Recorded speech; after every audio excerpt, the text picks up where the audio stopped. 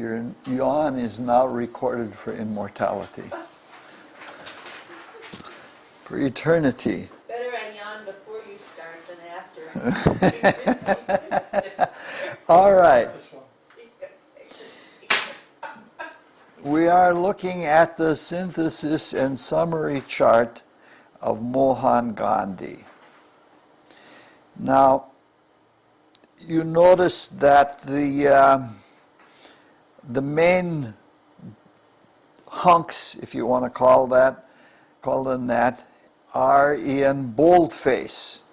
And somebody brought up the question last time, why are the sub-things of such high numbers? And really, this is a real small chart. If it were to be a complete synthesis and summary chart, it would be very long, and all of the factors would be given a rating. But the ones that are unimportant are just not on the chart. And so this is only the things that are relatively significant for trying to get the entire summary. And that's why the things are that way. After that, the boldface, try to give a relative to each other, not necessarily on a scale of 1 to 10, but try to relate them to each other in terms of significance if you're trying to make a summary. And the written summary, these are the written summaries. And the written summaries, I try when writing them to make the written summary exactly off of the relative significance, off the relative significance. Hey, Jack made it.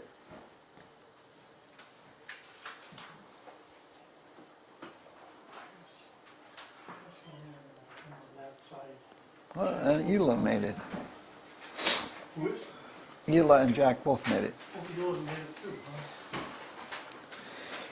And so the summary, even right down to what adjectives and adverbs and how strongly I say something, I try to make it exactly according to the sheet.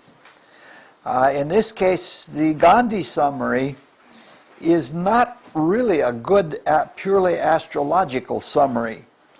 Too much of the Gandhi summary is a matter of commentary on his life and not just a pure astropsychological description.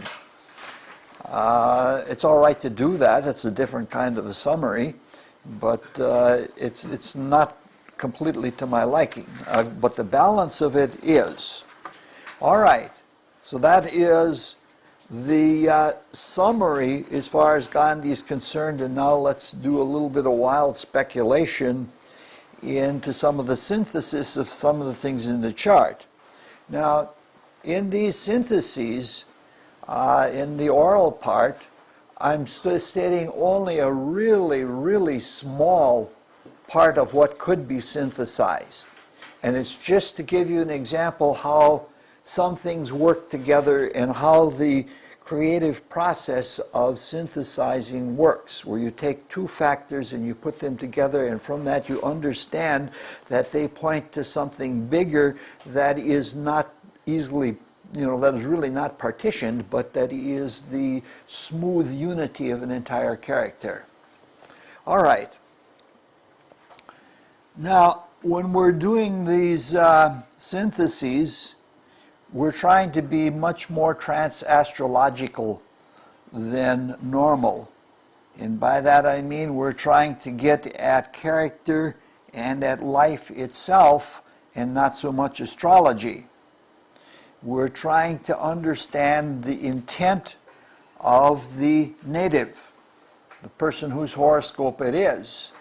And that being is a divine being. And so what we're talking about then is the way a God creates. The circumstances and the details of the personal life are another matter, but they are an expression of the intent, a necessary expression in order to finalize it and for the creative evolutionary process to go on. And so that's what we're trying to do. Now, when we look at this synthesis and summary chart of Gandhi, or if we look at the horoscope itself, if we look at some of the charts that built up to this synthesis and summary, one question comes to mind automatically, and we'll spend the entire 15 or 20 minutes that we talk about the Gandhi chart answering or trying to understand that question. And that question is, why so many squares and oppositions and conjunctions? Why so many? Now, if you look at Saturn, which is the strongest planet, and it's in the first house, this indicates that part of this is that it is a challenge. Mars loves a challenge, and in the first house especially it loves a challenge. And you might say, as a real simple answer to this question, you might say he is saying to the cosmos, bring it on. You know, like I'm ready to take on anything. He's probably calling up the most significant parts of his character that are unregenerate from the past. And he's sort of inviting himself to a knockdown, drag-out kind of fight. Now, because of the fixed sign emphasis in all of this, it's likely that it is going to be a constant and a drawn-out internal struggle, because you're dealing with things that are old and very deeply entrenched. Question. Yes. You had said Saturn in the first house, but one... Well, Mars is in the first house is what I'm talking about. I'm sorry. Sometimes the words aren't always agreeing with what my thinking is. Now, if we look at this only in terms of astrology and of the desire world, he is very likely to be unsuccessful in this struggle. Now, squares and oppositions always seem to impede the accomplishment of things if they don't outright deny it. Now, because of the planets and the signs and the houses involved, all of the Mars and Venus and Moon and all of that, it's clearly that this is a struggle about the desire body and the desire world. Now, the desire body is the home of the lower nature, the pseudo-self or the personal ego or whatever you want to call it. But because of the positive nature of the sun, which is the focal point for both higher and lower self, it doesn't seem like he's got a lot of direct ego problems. This is not someone that you would expect vanity or somebody that would make themselves important or something like that. Instead, what it seems is that the lower nature is hidden, and it works more indirectly through the desires, and it revels in desire-charged or emotionally charged experiences. Now, the reality of the desire world and desire body is such that it cannot be overwhelmed. You cannot overpower desire. Anytime you attempt to do that, all you do is repress it. And the effect of repression is to strengthen desire. This is something that he found out, at least from his autobiography, something that he found out early in life. Now, the challenge wasn't just the matter of desire. All of his life, he challenged what he thought was wrong. What he thought was wrong in himself and what he thought was wrong in the world. Now, when he did that, he raised resistance. Challenge always raises resistance. And what he raised up was not always nonviolent, even though he strove to be nonviolence. Now, because he has these desires in himself, and they instigate violence, in a way he is indirectly involved in that. It's almost like he's outgrown the direct assertion of violence himself, which is maybe why he's taking on all of these things, but he's not so far beyond it that his desires in a challenging way do not provoke it in others. Now, it has proven through the ages to be an effective strategy when working with desire to not give in to it, to not feed it, because any time that you follow a desire, that desire is going to express itself again. And so the philosophy is to starve it out. That will work, but it takes an awfully long time with constant vigilance to keep from straying into desires. We all do that to some extent. We notice during the course of our life that there are some things that we don't go into anymore because we can see that they're nothing but trouble and they're nothing but destructive or something like that.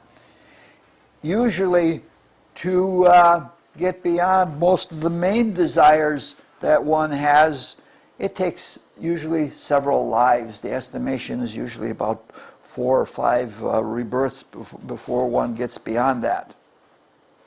Now, Scorpio, the rising sign, and the sign of Mars and Venus in the first house, show that this Scorpio rising shows that he has a great capacity of saying no. But the way Scorpio says no is often provocative, and it tends to stir other people up. So this is what he has to deal with. Now, even though he's not highly egoistic, he did get involved with some personal egoism with regard to the first house.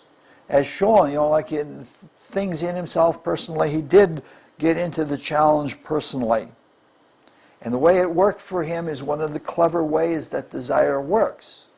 Like I have a very strong desire in nature, and I have the sun in the second house, and I tend toward either acquisitiveness or greed or things like that. And the way it works out is one of the ways, the thing that good salesmen use all the time to sell people something that they want to sell them. They say, well, it's not going to be here for long. It's going away. And it gets caught in that way. And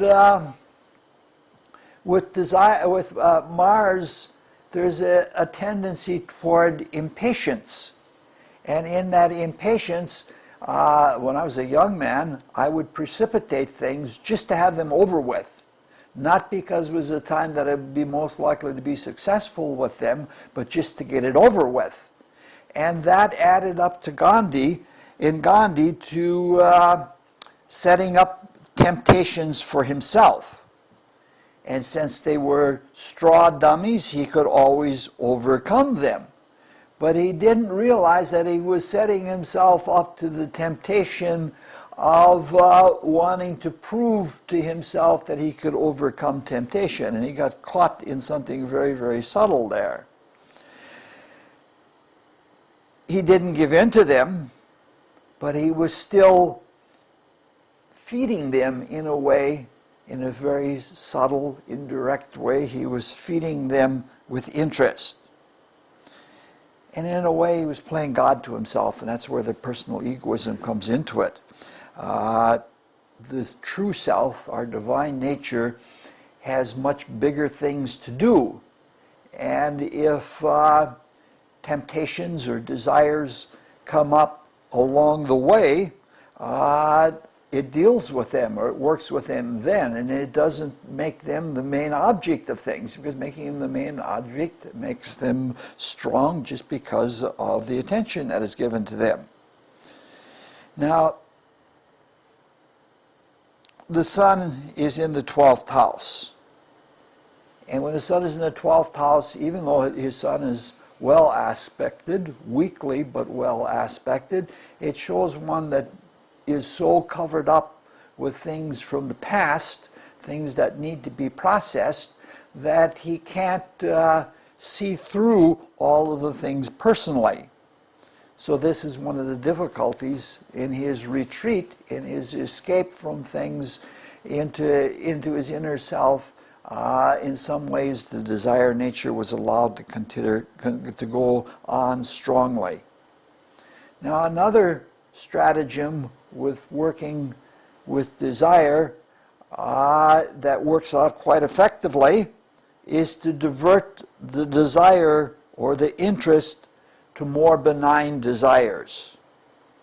And with the very strong presence of Jupiter in this, all of those squares and oppositions and conjunctions shows that he tried to do that.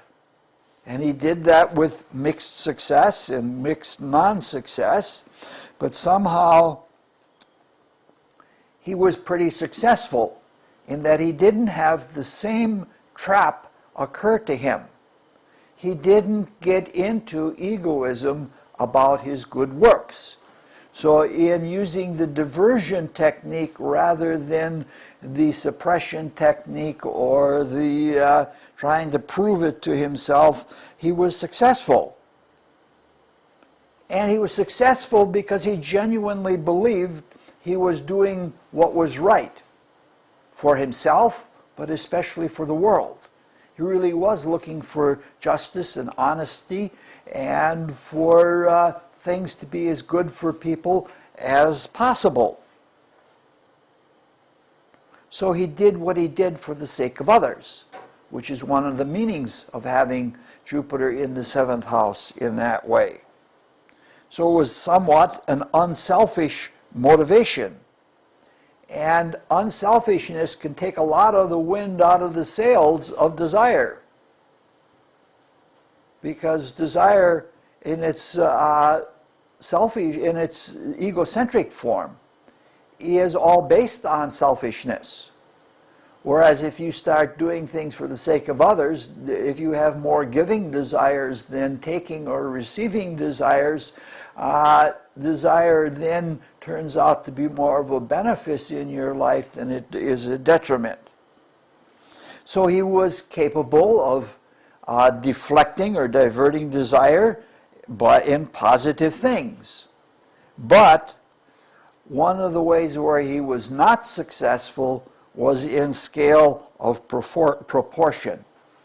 That's a difficulty with Jupiter involved. Jupiter ruling abstractly Sagittarius and the 9th house in the mandala. Jupiter represents proportion, and keeping things in proportion so that they don't get blown out of shape is an important thing. So the same planet that represents proportion also represents disproportion. Now desire does not know proportion. Desire has no limits.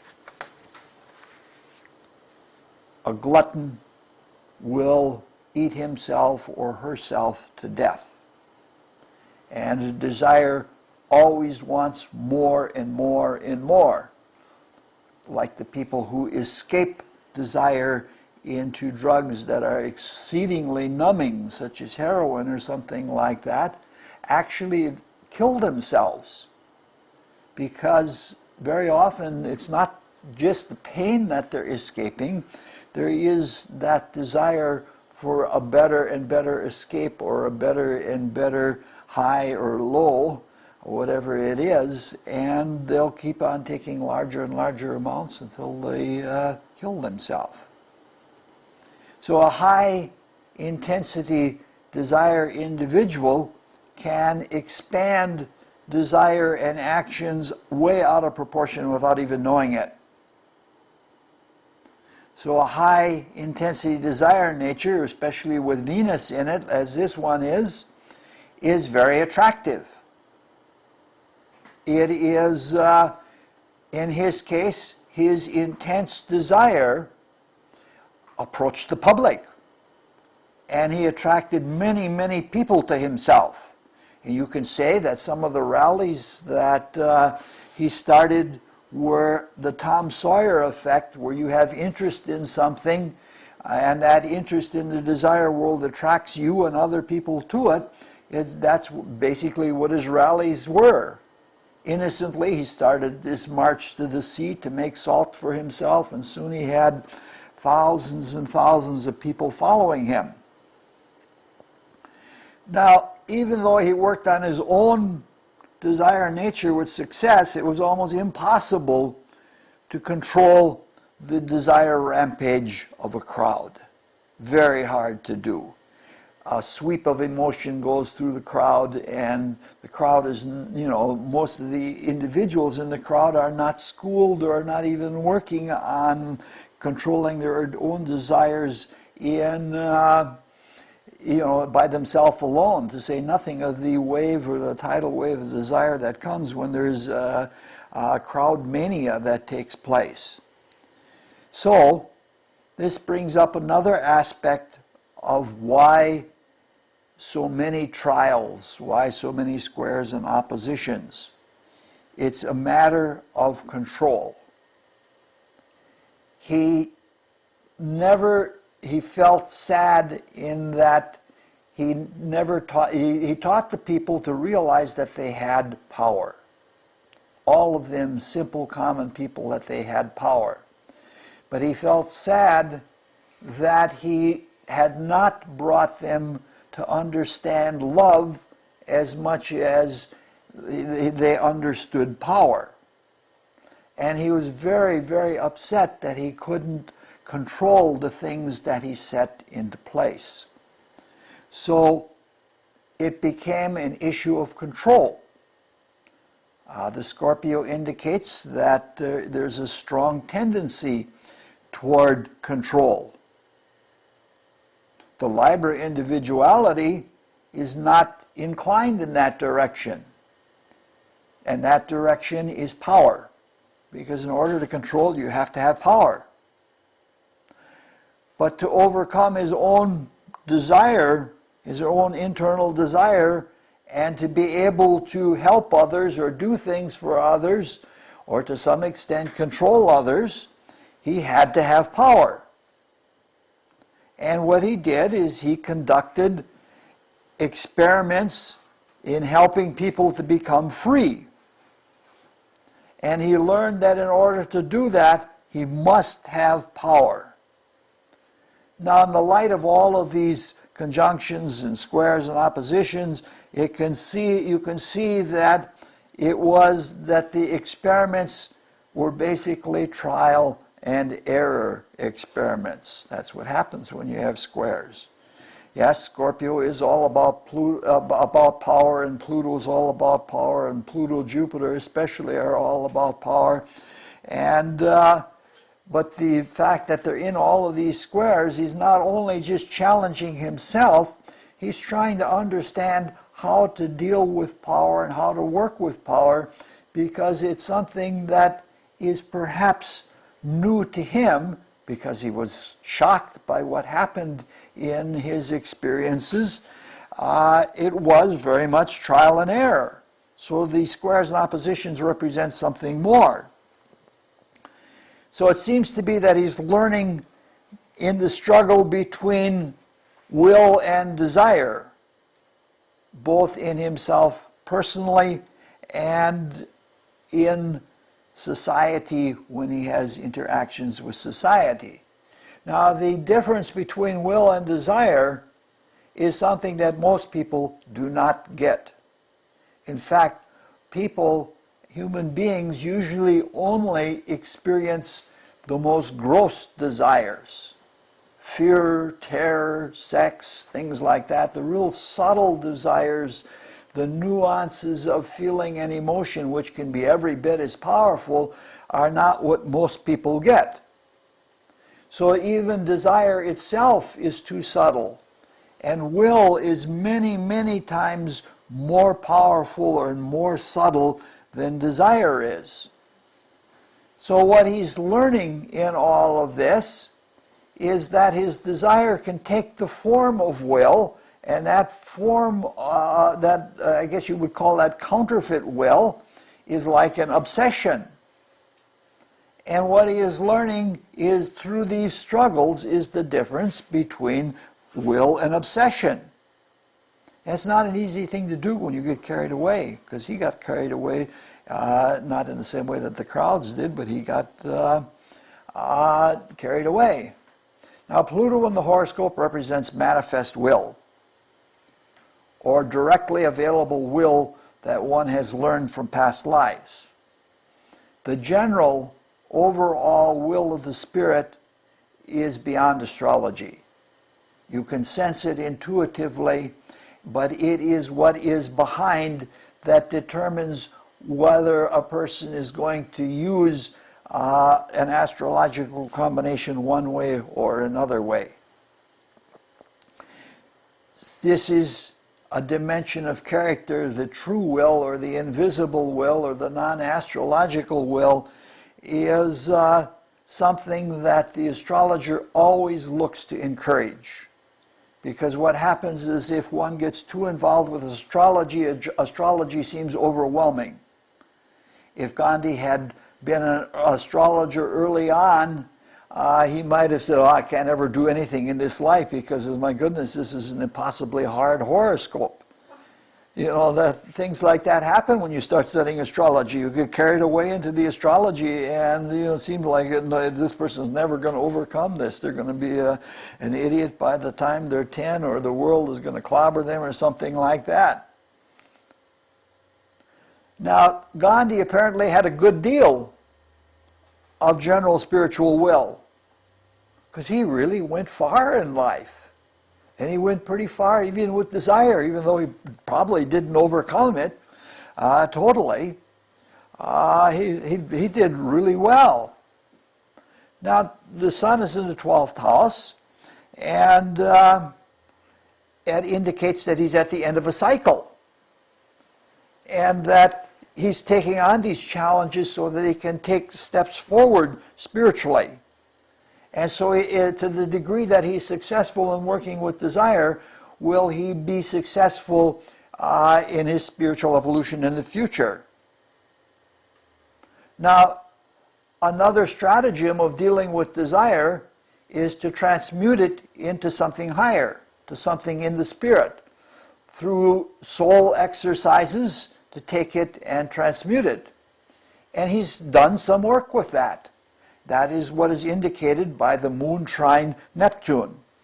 He is transmuting, and what he's learning from all of these experiences will be taken as emotional soul and built into the spirit. He's done quite a bit of that. So he understands, he's beginning to understand, I guess what you should say, what the process is all about. He's not a highly spiritual man. He is, he doesn't spend all of his time in meditation and things like that. He became more that way as time went on. Unfortunately, took too much of a religious turn, and it didn't have that same kind of clarity and simplicity that his philosophy had. But it looks like the soul life and the transcendent life will in the future occupy a lot of his consciousness. In this life, he's dealing directly with desire, and for now, that's what he has to do. And so it looks like in order to take that next step to finish this cycle off so that he can move into something else, he's taken on as much as he can, and that involves not only a lot of struggle, but a lot of sacrifice.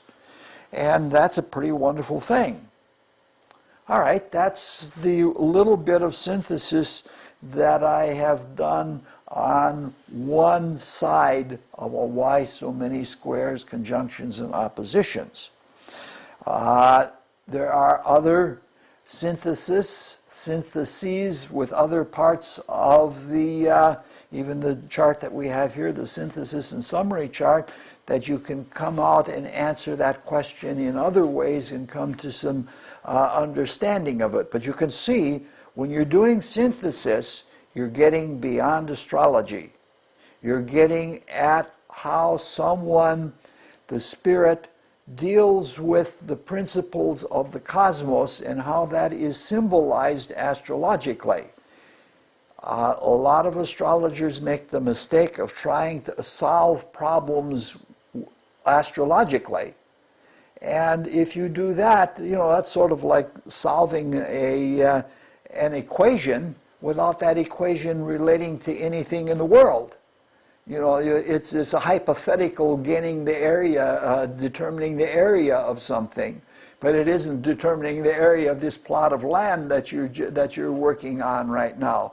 And so when you're synthesizing, what you're doing is you're getting to away from purely astrological issues, and you're getting to spiritual issues, to issues of life and issues of character.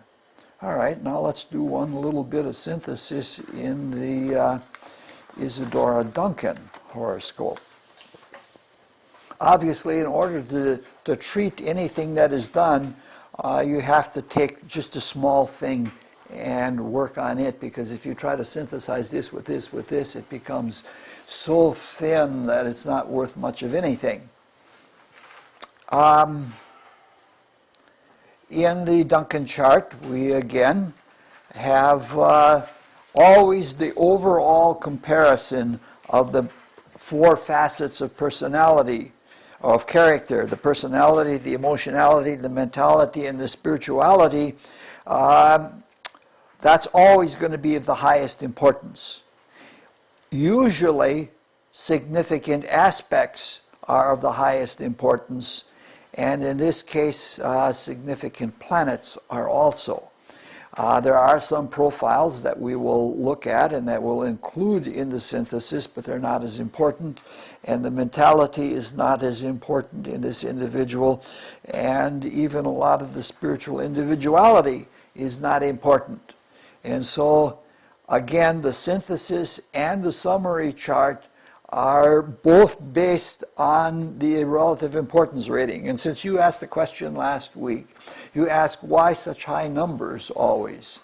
And in the lower, looking at the synthesis and summary sheet, this one here. You've got one. Why such high numbers? In the non-bold face, we have only taken the ones that are significant.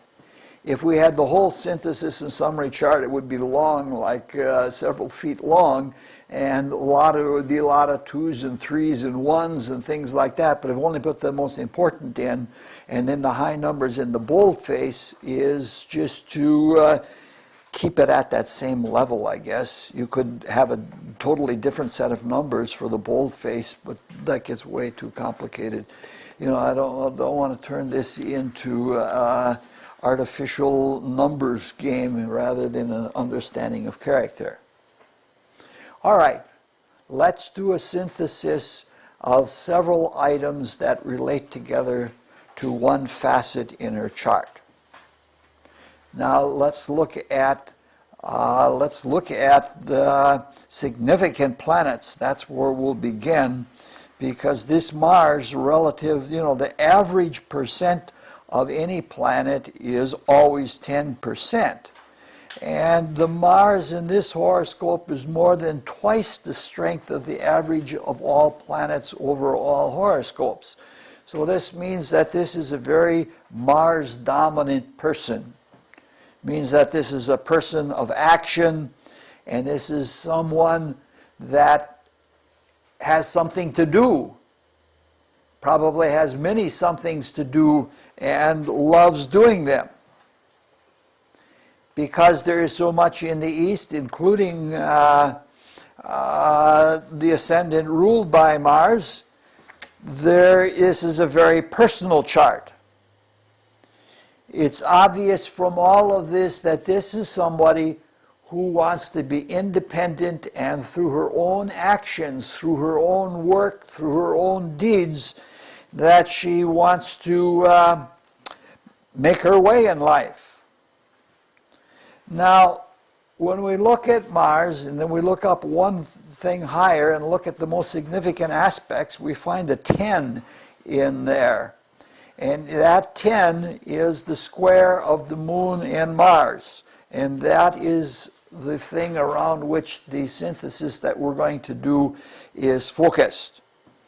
The question that I used for the speculative answers, and the speculative answers is to get at intuition and creatively try to understand what's going on in the character.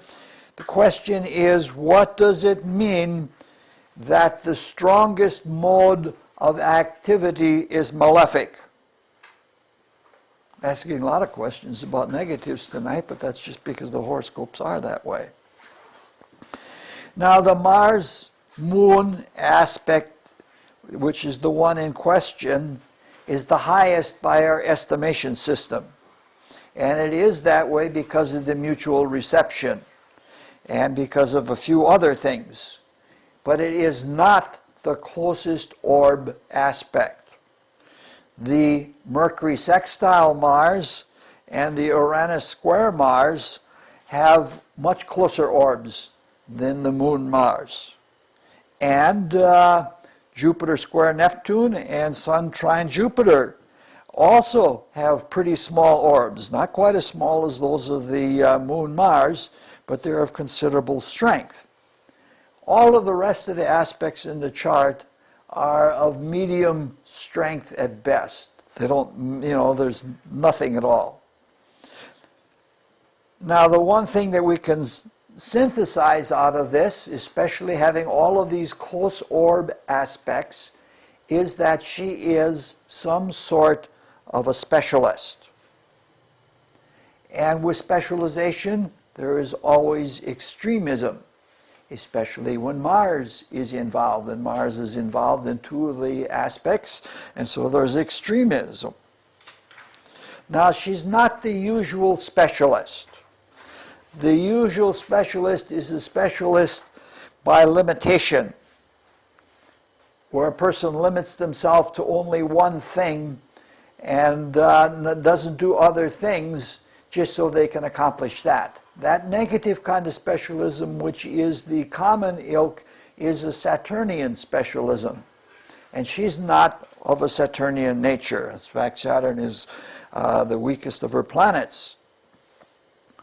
She is not a negative specialist, she is a positive specialist. And by that I mean she doesn't not do other things.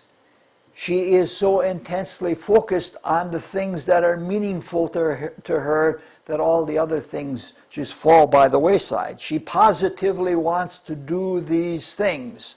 And in doing them, she focuses herself in them so much that she becomes a specialist.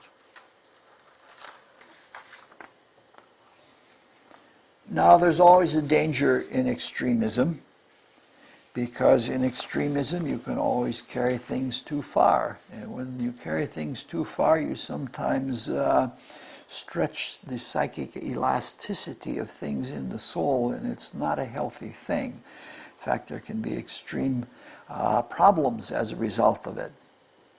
Now we have an extremely strong Mars ruling the ascendant and quite a few planets in the east. So it's obvious that one of the things that she positively preoccupies herself with is things physical. So she is a physical extremist. From this we can see that she is a very deeply incarnate individual, meaning that she is more in her body than most people are. And she's in her body probably to the extent that she excludes some higher things. And this is true even though Neptune is in the first house. But Neptune is in an earth sign, and it's pretty weak at that. Now, we have a difference of consciousness depending on the degree of incarnation. She's got a lot of Jupiter, so she's an idealist. And let's look at the idealism with regard to that. Now, if a person is perfectly suspended in the body, not locked into it, but not trying to escape it either. What you have is someone who has a good sense of sensory appreciation and a very good motility. It is what is called being in the world but not of it. One is capable of functioning healthfully in the world but is not caught by it or is not trying to pull away from it.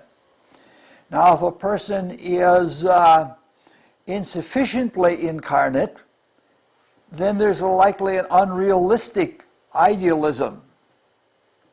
And there's perhaps an element of creativity. In my earlier days, I was just that kind of a person. Highly idealistic, but not really incarnate. As a consequence, I was a bad driver. My attention was on other things, and I wasn't looking at the physical world. You know, you always have these great ideals. I can remember driving down the freeways in California and thinking about spiritual philosophy of mathematics. That's good, yes.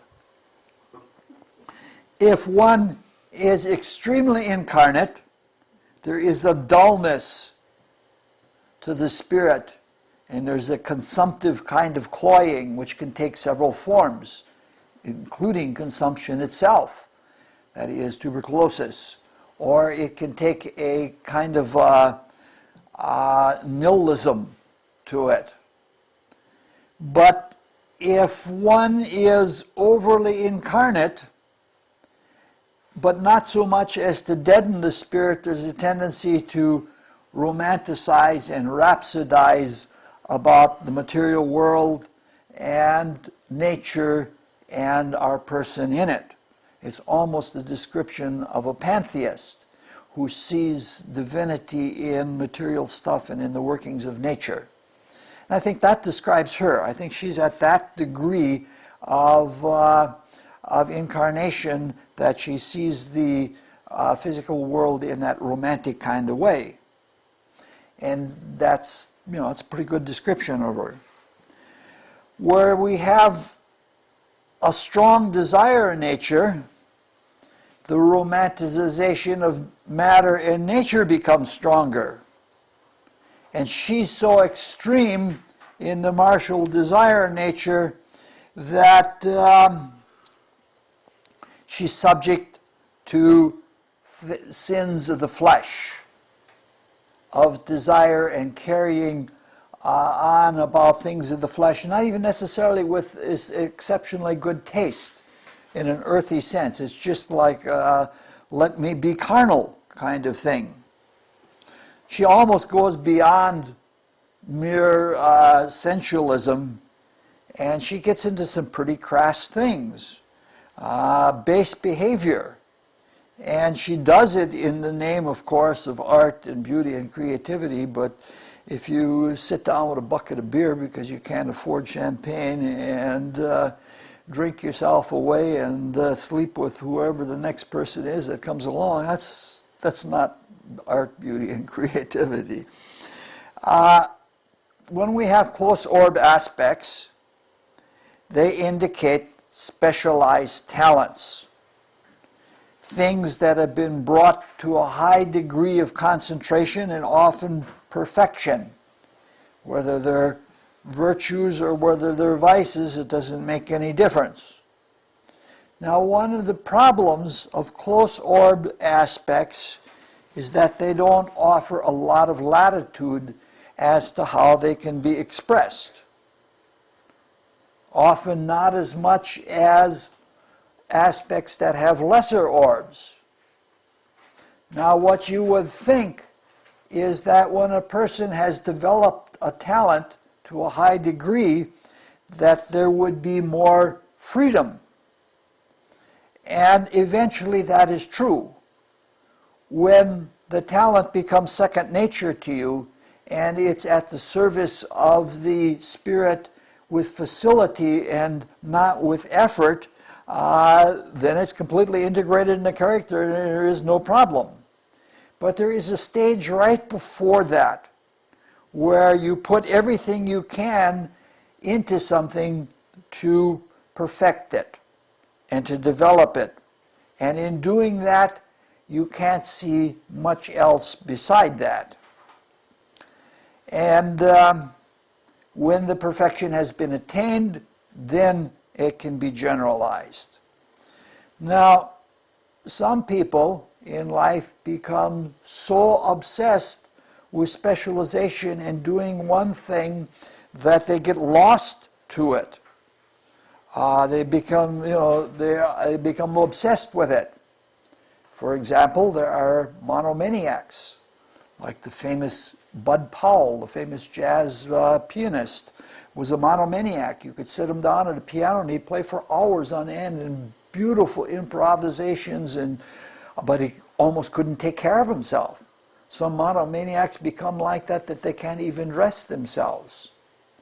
Then there's a kind of special autism where an individual becomes what is called an idiot savant, that they are extremely good at one thing and can't do much else.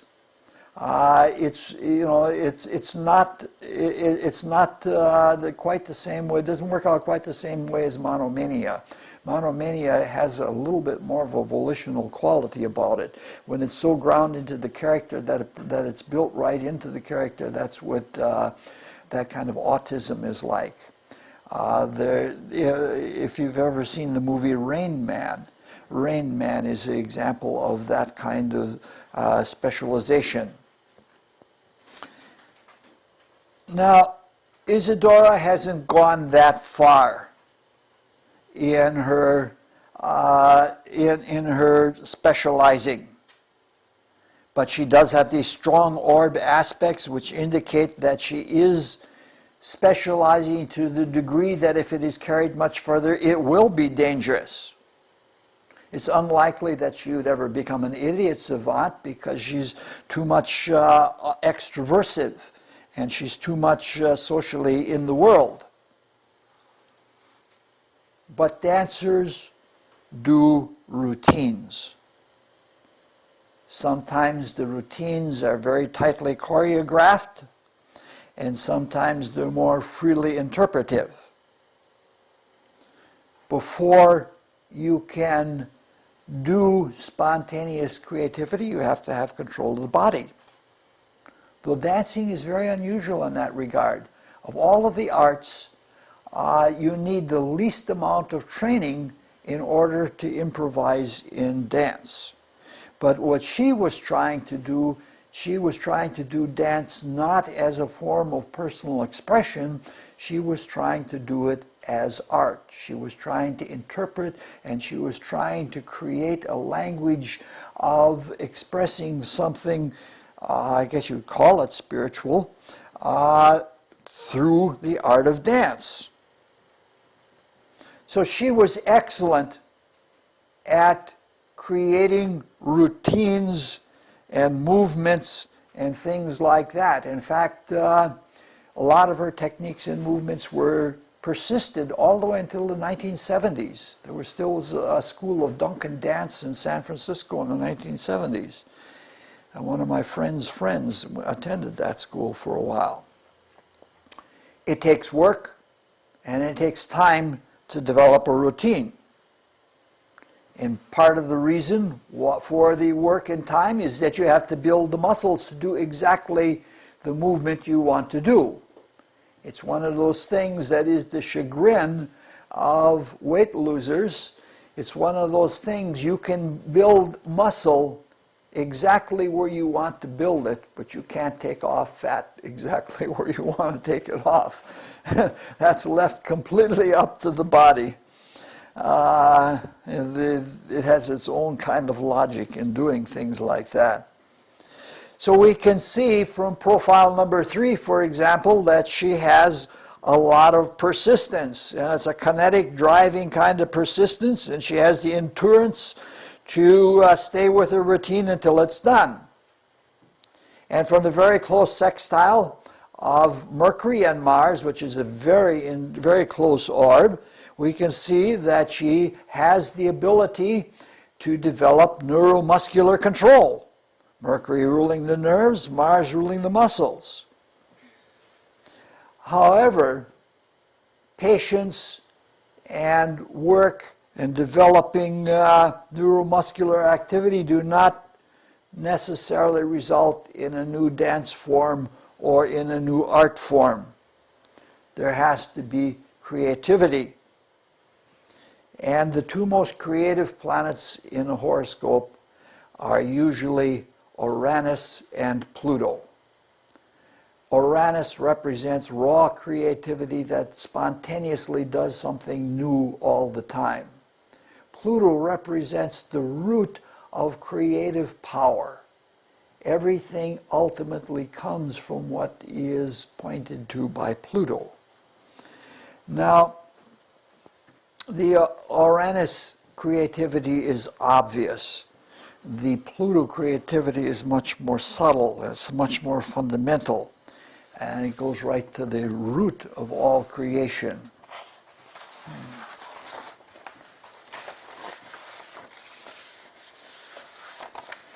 Looks like this is going to take a little bit more than 45 minutes. Sorry about that. Uranus and Pluto are also in one of those very close orb aspects. However, that aspect is a square. And squares can be positives as well as negatives, just as trines can be negatives as well as positives. Now, this square points at something of the way artistic creation takes place. There seem to be two basic ways of manifesting artistic creations. And for the sake of simplicity, and since there aren't words for them, there might be, but I don't know them because I'm not really schooled in the philosophy of art. They are the additive method and the subtractive method. And let's look at a comparison of the additive and the subtractive methods using sculpture as an example. For example, using the additive method, a sculptor will make a clay model. From time to time, some of the clay is sliced off, or they have all kinds of tools for taking it off in just ways. But for the most part, it is an additive process. Sometimes you start with a frame or a mesh, and sometimes you start with just clay itself, and you keep adding and adding until you get to the shape you want. Then sometimes it is covered with a coat of plaster, of wax. And sometimes the clay is fired, sometimes it isn't, but at some point or another, there's a heavy coating of wax around it, and then over the wax you put plaster of Paris. And then you pour plaster of Paris into a hole in the, you pour molten bronze into a hole, and it melts away the wax, and it takes the form of the clay and the plaster of Paris, and you have a bronze piece of sculpture. It's always adding. A lot of modern sculptors don't do bronzes, but they work with sculpt metal, which is something that you put on almost like paste, and then it hardens, and then you have tools for grinding it down, but it's again an additive process. The subtractive method is very different. One begins with a block of marble or limestone or wood or soap or even butter. And what you do is you carve away from that block everything that isn't the object that you want until the object is completely manifest. It's a completely subtractive process. You never add anything. Now, the additive process is more like the way we do things materialistically. We add things on. The subtractive process is more the way that spiritual creation takes place. It starts with a completely dense, full space, and through the creative process of imagination, more and more vacuity is added, producing different planes of existence until you get to the most vacuous, but the one that seems the most dense, this physical plane. Actually, there are quite great distances, proportionately speaking, between the particles in atoms and between the atoms themselves. So this is pretty spacey, pretty hollow. So we can see that there are these two ways of going about things. From the very close square of Uranus and Pluto, it appears that the subtractive or the more negative way is the way that she works. She takes movements and she discards movements until she has the kind of movement that she wants. And this is the way she sets up routines. It's interesting, I lived with a composer once, and that he was a subtractive creator. He would look at what he was trying to create. When I was with him, he was composing a concerto for orchestra, voice, and guitar. And he was putting it to words, and he'd study the words, and then he would look at what they suggested, and then he would put the words down, and then he'd try all of the things that weren't what they suggested to him, like so he could discard them all. It was quite an interesting process to see the way the man worked. But Uranus and Pluto are the way that she worked. Now, Uranus and Pluto are the two most rebellious of all of the planets, which is the way that negativism works. She rebelled against classical ballet and against traditional art forms. So part of her creation of a new form was something that wasn't ballet, and that was consciously in her mind. She wanted freedom, and what she wanted was not the standard. You do have to do some building. You can't be completely subtractive, but still, nonetheless, her whole school was developed more on the flowing action rather than the poses and such that are in ballet, which is much more static. In fact, when you get to Indian dance, it's even much more static yet. The movement in between is just getting from one place to another, but it's to get to the classical status. I have several friends that have done Indian dance, and they were schooled in, these are the postures that are the language of dance, and the movement in between is just to get to them from one to the next. But at any rate, she became a negative. And the interesting thing about all of this, it helped her to create a whole new form, altogether different than everything that had come before it. But we as human beings are whole, and you can't do something with one part of your character and not another part of your character. And so she became a generally rebellious person. It affected her whole life. She became a social and a political rebel, and she was a socialist because she was against the status quo, even though she hung out with and was supported by basically aristocratic people. But she wanted to take away the thing that made her infamous in the United States. She was mostly in Europe. She gave a dance about the rise of socialism and freedom in the Soviet Union. And she gave a performance in New York City in which she wore bright red, and she was trying to talk about the freedom of the people, and she ripped her top off and was bare-breasted, and this was scandalous to at this time, and it was completely misunderstood. But, this is the way it is with rebellious people. Rebellious people are usually not understood, not even by themselves. She had a lot of contradictions in her life, but that's too much for us to go into now. So she had these subtractive or negative attitudes in her moral personality also. She believed in unrestrained free love. And she believed in unrestrained sexuality, free sexuality. In fact, the first time she met, Stanislav, within the first hour that they were together, they were on the floor of the theater, on hardwood floor, copulating. And she, yeah. So. But at any rate, she believed in unrestrained things. She set herself against the accepted standards. She rebelled.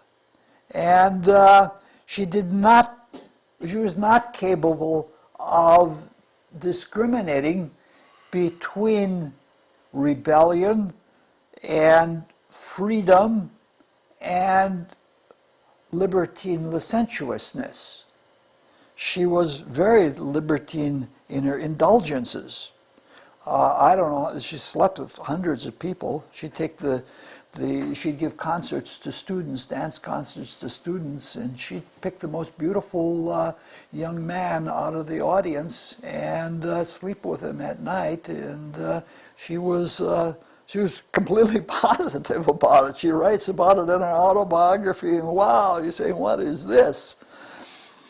Now, the enormous strength of Mars and the square that we're finally getting back to, and the dominance of the eastern part of the horoscope around the ascendant, shows that she had these great talents, these specialized talents that she was bringing herself to perfection by, even though some of them have negativity about them and made her a very physically oriented person. But it shows, this aspect shows that all of her advance in life comes through energy, by the expression and flow of energy. It was clearly a desire manifestation, but it wasn't pure desire for the sake of revelment in desire as it was in Gandhi. She was much more in matter, and she was much more in actions in matter, which is why she became a sensualist and beyond. She not only wanted something new and different, she wanted something primal.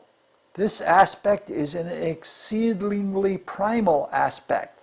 Primal energy is indicated by Aries, and primality in a sort of a subconscious, instinctual way is indicated by the moon. And these two planets are square in each other's sign. So what happens is that her expressions of energy gave her a feeling of eternal youth. And that feeling of eternal youth set off her imagination. And when her imagination was set off, she conceived not only new ways to express action and energy, but it inspired her to do that, which then, in turn, inspired new actions. And so it became something like either a tailspin, syndromic tailspin, or something of that nature. And it was a kind of synergy. It allowed her to build an energy form, and it allowed her to team up the imagination with energy, but in so doing, she did not discriminate. She did not have the ability or even the desire to control and make one thing different than another, because that smacked too much of society. And so we can see what she in consciousness is trying to do, but we can see the great danger of when you get so far away from the spirit and you're that much in the body, and the body is being driven by desire, that what the intention of the spirit gets lost in all of that. Now, this is only one way to interpret or to synthesize these factors together. There are other ways, and there are many other things that can be synthesized. I think we're coming to the time of the year where it's nice to snuggle, nice warm clothing at the kitchen table and just sit down and synthesize them. I really recommend doing that because it's one of the most exciting things you can do in the world. It's one of the most beneficial or worthwhile. Because most of the time we just go through life and we live life and we never understand even our own purpose for life. And when we try to synthesize and get at what's behind it all, that's a wonderful thing. I'm having fun in it, and I hope that you guys have fun in it too. Now, we do not meet now for 3 weeks with this class. There is a class next week, but then the week following is Thanksgiving. So we will have a chance. What are the next 2 horoscopes next? Is it Eleanor and Van Gogh or something like that? I think it is. Okay. But please have fun with this. This is important stuff. Yes, you had a question? No, I do. No questions? Not for the record, no. Okay. Did she really die by her Yes. scarf choking? Yes, she did. Yes. One wonders whether that was a movie I saw. Yes. One wonders whether that wasn't an accident because she worshipped the cult of youth so much. What she's asking about is she's famous for wearing extravagant clothes, and somebody took her out for a ride in a sports car, and she had this big scarf that she wrapped around her neck and threw it like that, and it got caught in the spokes or in the hub of a wheel of the car, and it choked her to death. Yeah. Do you think it wasn't? I mean, all death in some respect. Well, I think in her case, she realized that she wasn't going to be youthful anymore. She had some return concerts in which the reviewers said that she looked like a beach whale trying to make movements. Oh my. She got quite angry. She loved champagne, and she used to drink beer by the bucketful. when this happened? I thought she was pretty young when she died. Yeah, she was young, but not so young that she didn't put on a horse up quite a bit. I'm glad she died suddenly like that. Wasn't she in her 50s? She was an older woman. Maybe in her 40s, I think. 40s. Yeah, she was pretty young. I'll look it up. I've got all the data on it. I think for someone like that, that's a wonderful way to go. Yes, but it's much more wonderful if you can mature into and see. Yeah, but she wasn't going to when you look at all her stuff. I mean, Okay. it was better to go while the going is good. And you don't want to be the guy driving the car either. That's. Yeah. And now, and he was a young man too, driving the car. Now, didn't Gandhi, with this desire thing, now it seems I read that he went through a period where he was sleeping with a lot of girls, and Yes. this came out in the Yes, that's when what he was being more of a monk-like person. that's what I was alluding to in this. He tried to prove that he was celibate by sleeping with young women, nude. And Who was nude? both people were nude. I don't believe Oh, well, you don't have to believe it, it's true. that. I don't think so. You think one I of them know had clothes on? how it is in India that when you have someone you really love and they're much older, you just kind of cling to them, you want to sleep near them, you want to be near them. And I'm sure there was a lot of that. Well, But, and he was practically nude all the time anyway. It looks like there was much he between said him and he nudeness. said part of his reason was for the energy of it, and some of these were women that were wives of some of his closest followers, and they said, Gandhi ji, you can sleep with me. He never took him up on that. Yeah. He wore his shoes. That sounds like a cowboy story. Yeah, well, the sleeping together, I'd like to know more details on what exactly that means. Yeah, well, it's documented He in a had few sex biographies. with these No, he didn't have sex No, with them. No. Are you certain? Yes.